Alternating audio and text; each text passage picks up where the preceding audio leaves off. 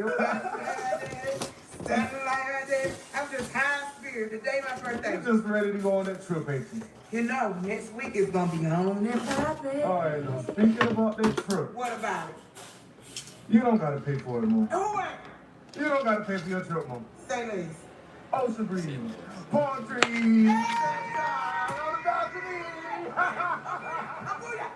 You said this. You said that's good, right? Yeah, everybody come in. Happy birthday, Mama. For all of them. Of course. Let's make sure. Let's cut them out like a neat circle now. Let me see. Oh, you want to cut it out? I want you to cut. I don't want to cut it out. Give it. Give it! I need something to cut it on. Give me! Give me! See, now if I snatch it right, you're going to...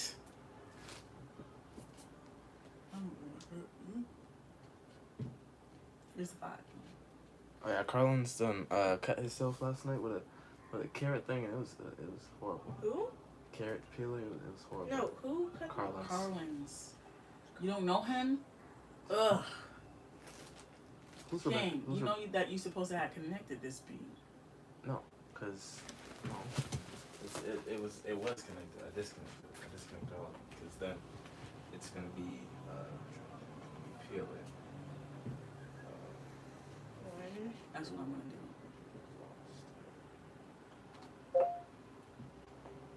Two.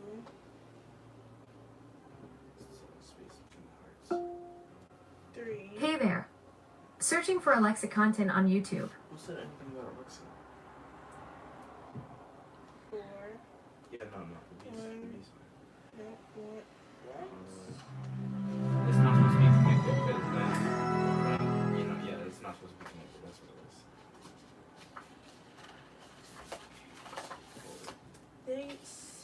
Ain't the right fluff for that. I mean, yarn for that.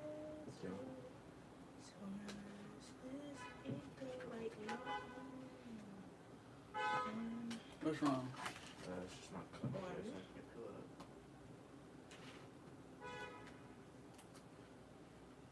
Oh yeah, I forgot something. Sticky. Yeah, then I'll stick it. Yeah. 2.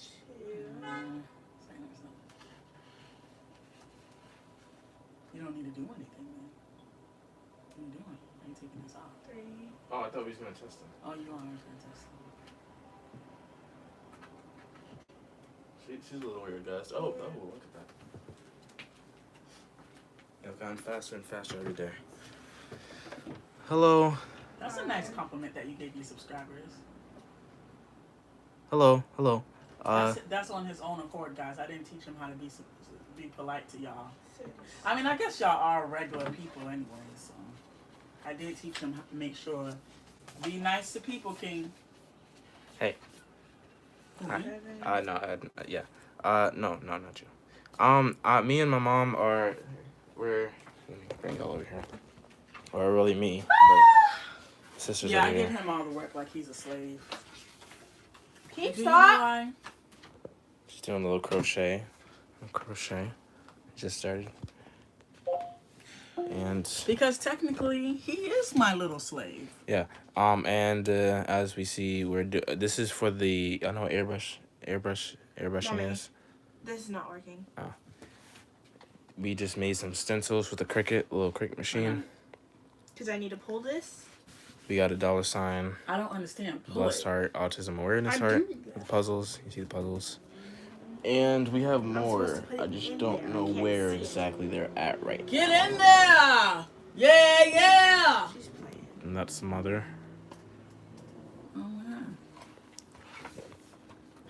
yeah. Yeah.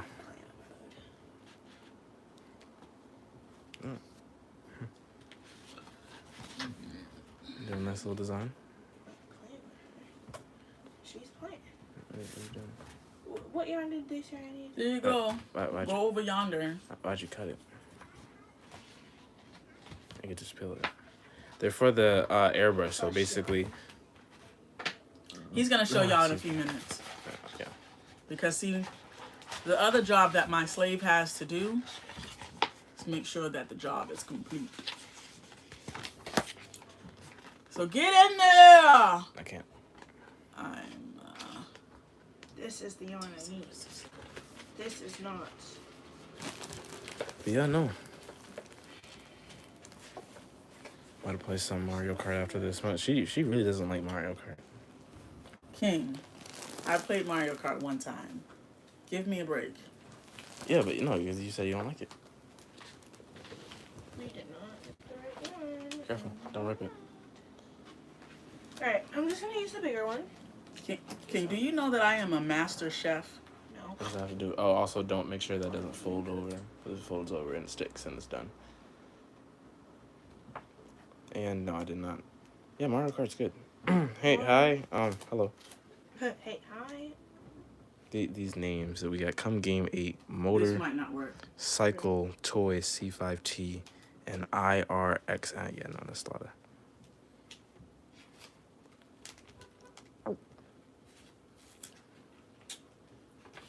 You know what you're supposed to have, right? Nope.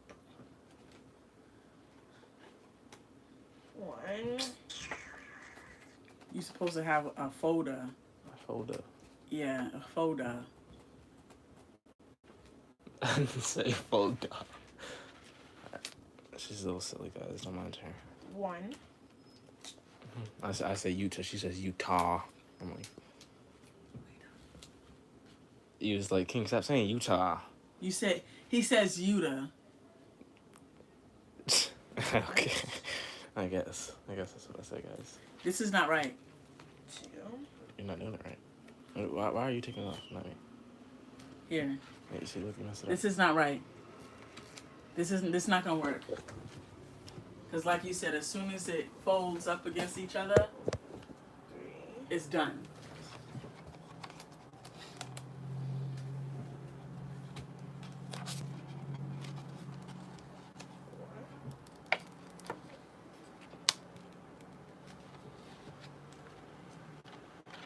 That's the size 10? Hello. Yes.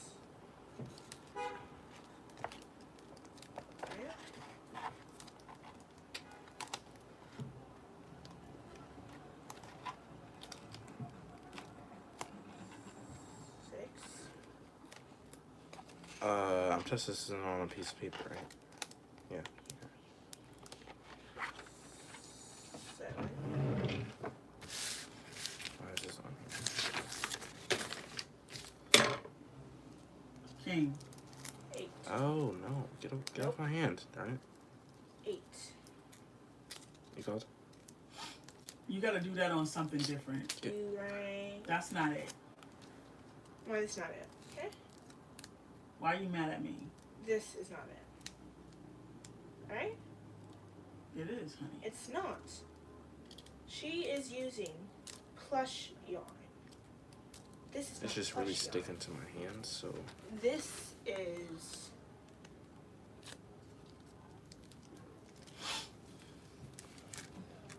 Yeah, I know what to do. What do we do?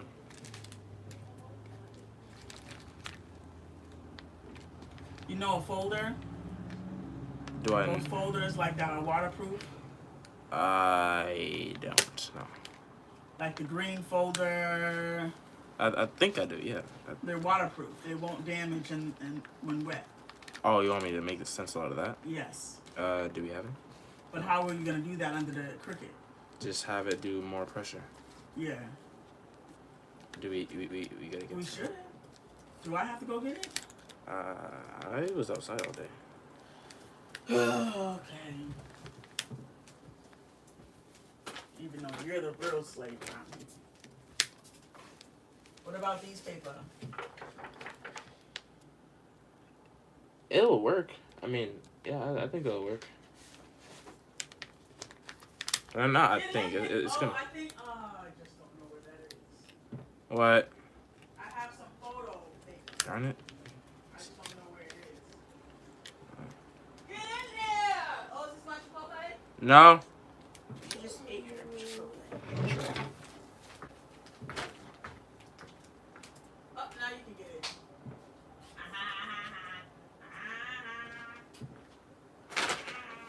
She's a little quirky, guys. Don't mind her. But yeah, no, I'm gonna be at work tomorrow.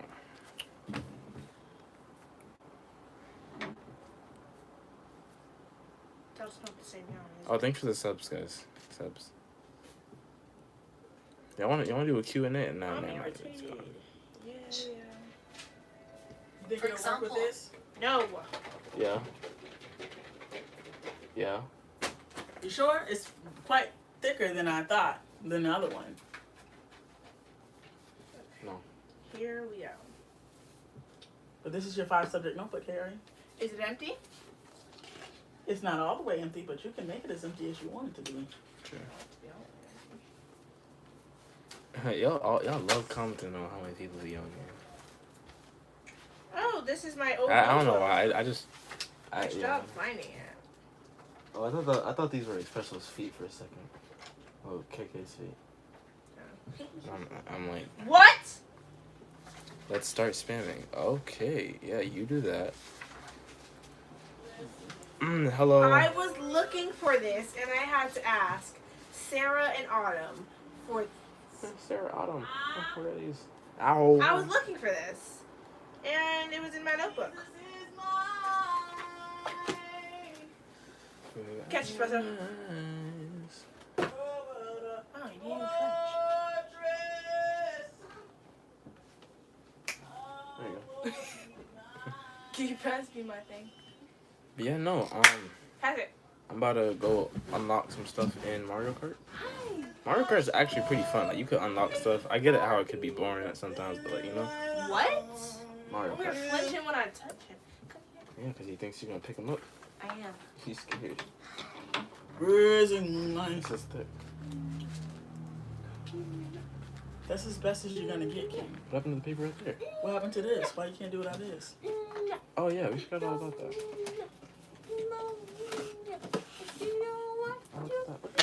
Rising light. Ugh. You know he licks his balls. I'm not kissing his mouth. I'm kissing his Excuse top me, of his Karen. head right there.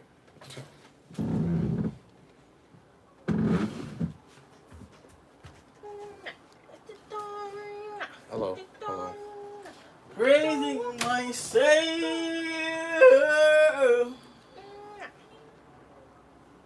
He don't like you singing. You know it. What? What are you talking? Okay. Right? Give it. Give it to me. You know it's my thing, right? Who is he talking to? You know what else you're thinking? Not talking King to you. likes color. Who's he talking to now? That's the Maya's thing. Nobody said she did that. Who No, did she that, didn't. KRE? That was a Maya. King likes colors. I said I did that? Yeah. I'm gonna try to do it again. King And don't it was want horrible. to talk. But he likes colors. And a green. Oh yeah, something happened to Simone. Biles, Yeah. I think the tennis player. I can't really believe everything that comes on TV. Columbus, Ohio. Why is everybody from Columbus, Ohio? Are you from Columbus, Ohio? Are From you? England. Ah, from You're England. from England. You're from your mama's butt cheek. She's talking to y'all. Just She's don't not talking. listen to her. Cause KRE. why? Obviously.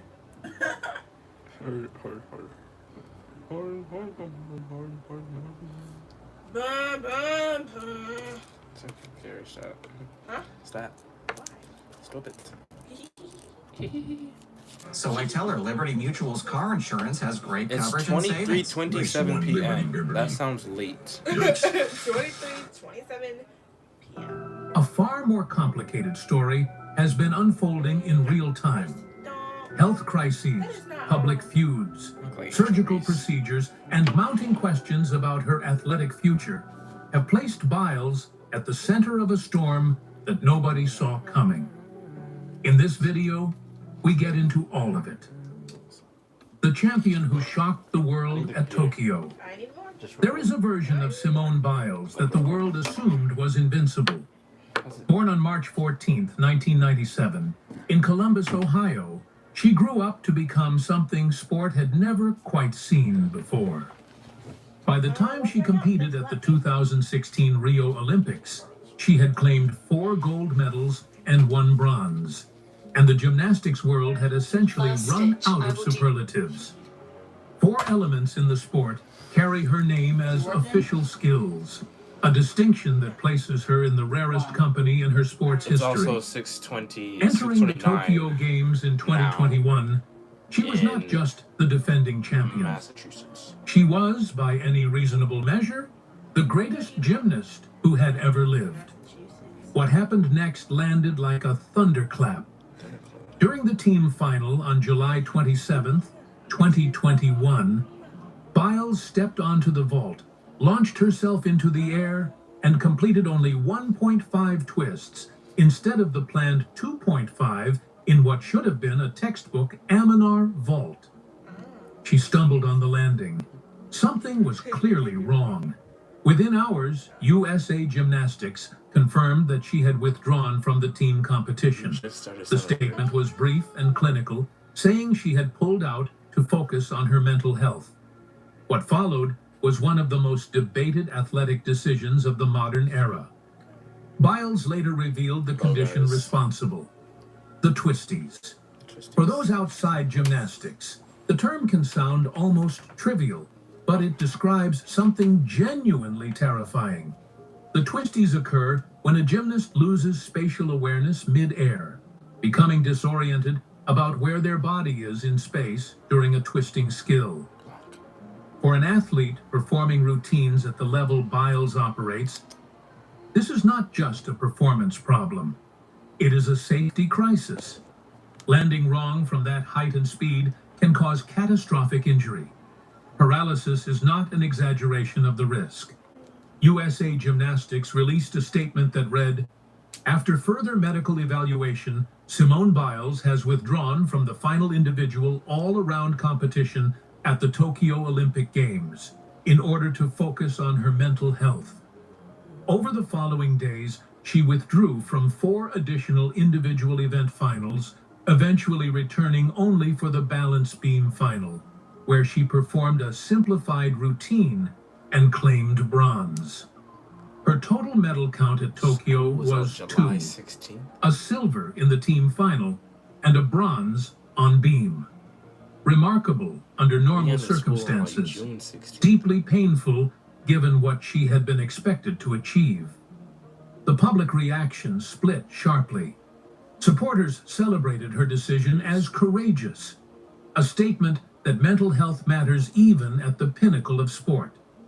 Critics were less generous, arguing that withdrawing from competition at the highest level of her career represented a failure of the competitive drive that defines elite athletes. The debate grew loud and personal. Biles revealed on her Facebook Watch series that she had cried privately during those days in Tokyo, feeling both the weight of public expectation and the terror of a condition she could not simply will away. She described the experience later as one of profound isolation, noting in a 2025 interview with L'Equipe that after leaving the competition village, she rode the elevator and her body simply collapsed. She was sick for 10 days. 2 years of near silence from gymnastics followed.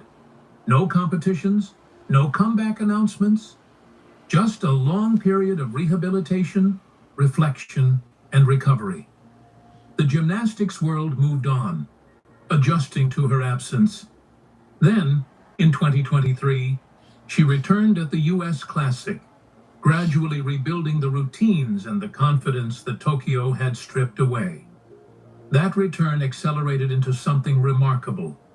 An 8th world all-around title that year, followed by the announcement that she would compete at the 2024 Paris Olympics. Whatever had been broken in Tokyo was, at least temporarily, rebuilt. The Paris redemption and what came after. By the time the Paris Games opened in the summer of 2024, the narrative around Simone Biles had transformed completely. She was no longer the champion who had walked away. She was the champion who had come back. The question was not whether she would compete, but whether she could compete at the level her legacy demanded. The answer, delivered on... Blanco, I make one little adjustment. That doesn't mean you need to get off me. Have you seen any dinosaurs? What kind of question is that? Our neighborhood has moved. Oh, The End of Oak Street, rated PG-13, only in theaters August 14th. August 14th. Introducing Sun Butter Jammies, the lifesaver of the lunchbox. Sun butter? Crustless, nutless, scrum-diddly-umptious. I finally found and ready people for snacking. that don't like Uncrustables. So you can SB&J any place, any day. Sun Butter, shine on. What went wrong? By the time the Paris Games opened in the summer of 2024, the narrative around Simone Biles had transformed completely. She was no longer the champion who had walked away. She was the champion who had come back. The question was not whether she would compete, but whether she could compete at the level her legacy demanded. The answer, delivered on the competition floor at the Bercy Arena, was an emphatic yes. Biles won 3 gold medals and 1 silver at the 2024 Paris Olympics, cementing what many observers described as one of the greatest individual comeback performances in Olympic history. Her all-around performance was breathtaking. Her floor routine drew a standing ovation. She was, again, undeniably, the best gymnast in the world. The gold medals brought her Olympic total to 7, placing her among the most decorated American athletes in the history of the Games. She also experienced a physical setback during Paris that received less attention at the time. She sustained a minor tear and strain in her calf muscle during competition, managing the injury through the remainder of the Games without withdrawing. That detail mattered more in retrospect than it appeared to at the time, because it pointed to something the Paris triumph had not eliminated. Biles was competing in a body that had absorbed enormous physical punishment across a career spanning more than a decade at the elite level. After Paris, she stepped away from competitive gymnastics. No timeline was given, no official retirement announced, just a withdrawal from the sport that had defined her. In a 2025 interview, she spoke about taking time off from the gym, describing the decision as a recognition that physical health and mental health needed to be in alignment before any return to competition. Her career had produced 11 Olympic medals and 30 World Championship medals. The question of whether she would compete again at the 2028 Los Angeles Olympics remained open, with Biles saying publicly that the decision belonged to her alone. In a statement captured by Sports Illustrated, she reflected that returning would be her choice, and that greedy or not, that was how it had to be. What she did not step away from was public life. Throughout 2025, Biles remained highly visible, attending events, building her brand, and engaging with her enormous social media following. She attended the 2025 ESPY Awards in a custom Zac Posen gown created with Athleta, her longtime sponsor. She appeared on podcasts and in interviews. She traveled extensively with her husband, Indianapolis Colts safety, Jonathan Owens, whom she had married in April 2023. The image she projected was one of a champion at rest, enjoying life beyond the gym, comfortable in her extraordinary legacy. But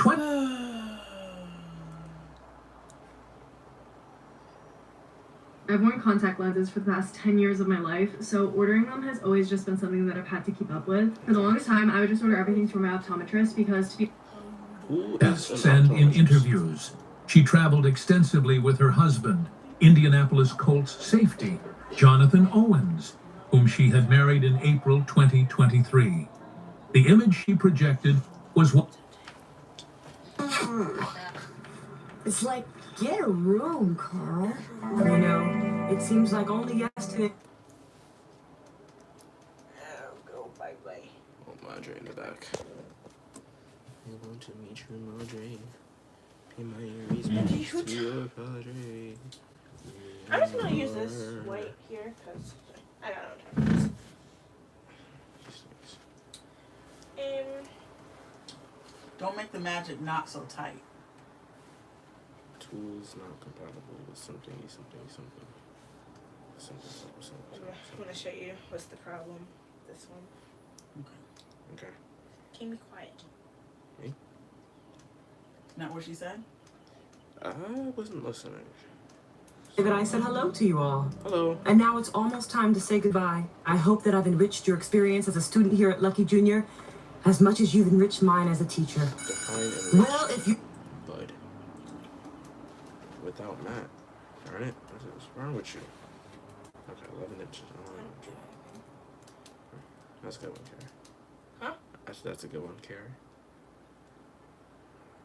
You know, I said that's a good one. Can you be quiet? I'm just letting you know what I said. Yeah. You just said, huh? Okay, well, I heard you the second time.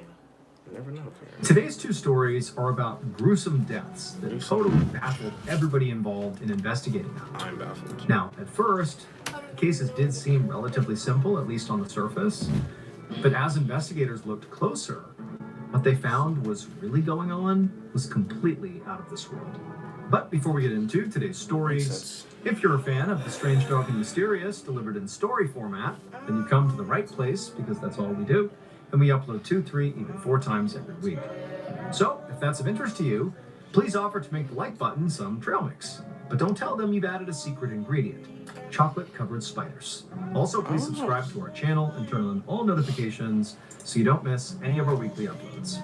Okay, let's get into today's stories.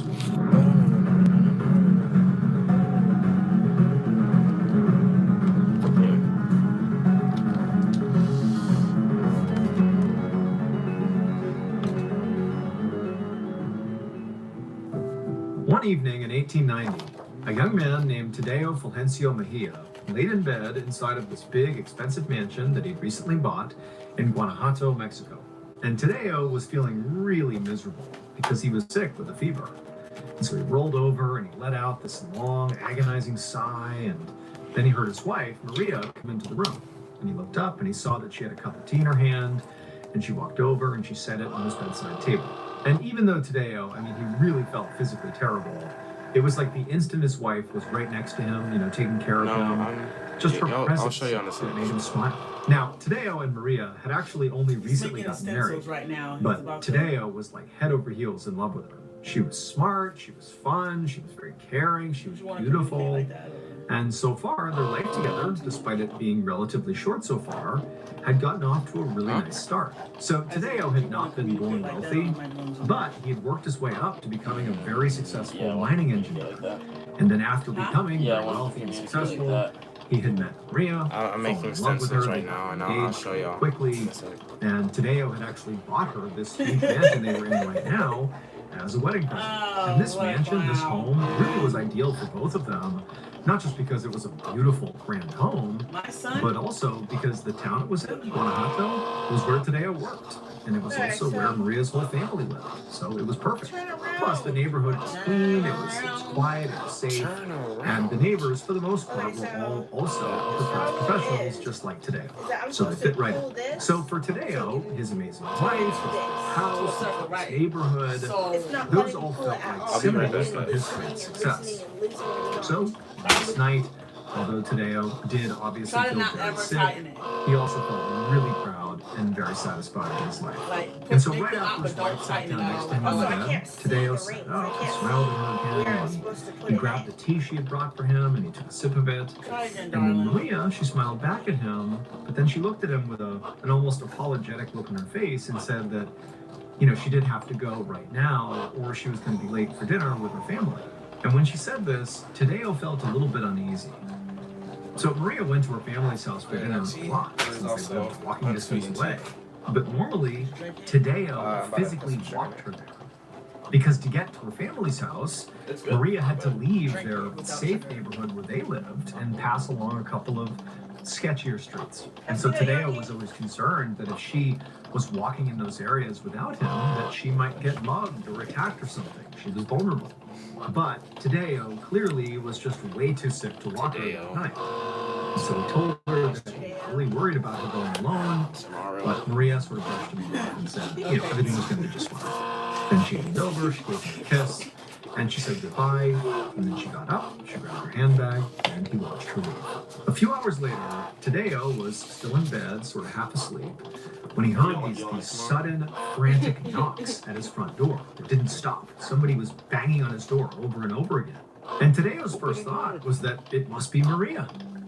But Maria obviously had a key to their house, so he didn't know why she'd be knocking. But the knocking sounded so panicked that he immediately felt like something must be wrong here. So even though Tadeo was very groggy still and feverish, he leapt out of bed and rushed to the door and flung it open. But when he looked outside, he didn't see Maria. He saw a small group of his neighbors, and they all seemed really freaked out, like something had happened, clearly. And one of them actually looked at Tadeo with tears in her eyes, and she said that Tadeo needed to come with them. Just minutes later, Tadeo was led over to the entrance of this alleyway. It was right outside of his nice, quiet neighborhood. And over here, there were all these people that had sort of swarmed around the entrance to this alleyway. And as soon as he got there, Tadeo could see that the alleyway itself was swarming with police. And so Tadeo, he pushed through the crowd because he's starting to panic, like, what's going on here? Where's Maria? He gets through the crowd and he looks into the alleyway. This is his first unobstructed view. And it's very clear that in the middle of the alleyway, something's on the ground. And when police sort of stepped out of the way, he could tell what was on the ground was his wife's body. Maria had been stabbed in the back, and she was now lying face down on the pavement, surrounded by blood. Tadeo was so shocked and still so feverish that it's like he couldn't even process what he was seeing. I mean, it all seemed like this just had to be fake or something. Like, this can't be real. So when a police officer came over and asked Tadeo if he was the victim's husband, all Tadeo could do was just slowly nod and just stare at his wife's body. And then, at some point, the officer asked him, like, where were you tonight? Do you have any idea what happened to your wife? But Tadeo, it's like he was hearing these words, but just couldn't process it. And so he didn't say anything. He just continued to nod and just stare at his wife. Later that night, Tadeo was back at his home, just sitting on his couch, in a total daze, just shivering. I mean, he was shivering from his fever, from the sweat that was all over his body, and he was also just shivering from coming down from having this huge surge of adrenaline after seeing his wife dead in the alleyway. But more than anything, he was just like frozen. I mean, he could barely remember even getting back to his house. And so now he just like sat there, like he had no idea what he was going to do. But eventually his body became so exhausted that he just shut down, he keeled over on the couch, and he just passed out right there. And at some point in the night, Tadeo began having this horrifying fever dream. In this dream, Tadeo was looking out the window from his living room, and he could see Maria. And she was stumbling down the road, and there was this huge trail of blood behind her, and she was screaming for Tadeo to help her.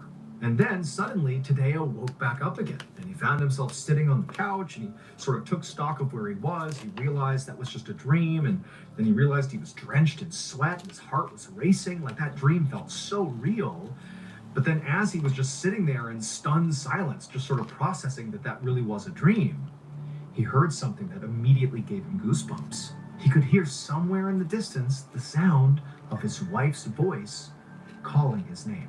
Over the next few days, Tadeo's fever went away, but his fever dreams or his nightmares he was having about his wife calling out for him, those didn't stop. And every once in a while, when he would wake up from one of these horrible nightmares, he would again hear the sound of Maria calling to him. And it was like always so clear. He knows he's awake again. He knows he's not dreaming anymore, and he would hear her voice. He was certain it was her. But he could never tell where the sound of her voice was coming from after he would wake up from these dreams. He couldn't tell if she was calling from outside the house or inside the house, or if it was just in his own head. But it didn't matter. I mean, every time it felt so real. Like that was not a part of the dream. That was real life, and it was terrifying. At the same time that Tadeo was grappling with the loss of his wife, and he's having these terrible nightmares, and he's trying to like pick the pieces of his life back up and put them back together, he also was going to the police to try to get more information about what happened to his wife. Like, what did they find in the alleyway? Like, who could have done this? What happened? But unfortunately, the police really hadn't learned much so far. They didn't know who did this. They hadn't found a murder weapon, and they told Tadeo that when they found his wife's body, she didn't have any We're gonna personal have to find belongings something near else her. to do it because Tadeo it's said, not all- well, she some should of have had it her handbag. is like the She left the five house with her is not handbag. all She the way should have had there. it with her. And so the police said, well, The no, words it wasn't autism there, awareness so fade maybe out. what this is blessed just a heart robbery is gone wrong. gone. And they took her purse and they killed her in the process. Now, Tadeo didn't doubt that that could have been what happened to his wife. I mean, one of his chief fears about his wife walking alone in those sketchier neighborhoods was the fear that she might be attacked, she might be mugged. And so very likely that could have happened. But Tadeo wanted the police to fully investigate and figure out, like, who did this? Was it a robbery gone wrong? He wanted to know for sure who did it, find them, like, bring them to justice. He wanted answers. And the police were very committed to trying to get him those answers. But unfortunately, days turned into weeks, turned into months with no updates, and Tadeo was left feeling like, what's going to happen here? Have they forgotten about my life? Like, is there just nothing? Like, is no one going to be held to account for what happened? And so after a few months of just relative silence and just feeling like he can't move on with his life without some sort of closure here, Tadeo found himself feeling overwhelmed by really three emotions. There was grief over the loss of his wife, there was anger, what he viewed was just ultimately police incompetence or police, laziness or deprioritization of his wife's case, and guilt, because in a way, he did feel responsible for his wife's death. If he had just sucked it up, despite being sick, walked her to a family's house, maybe he could have protected her. Also, he thought about the fact that he was the one who bought this house.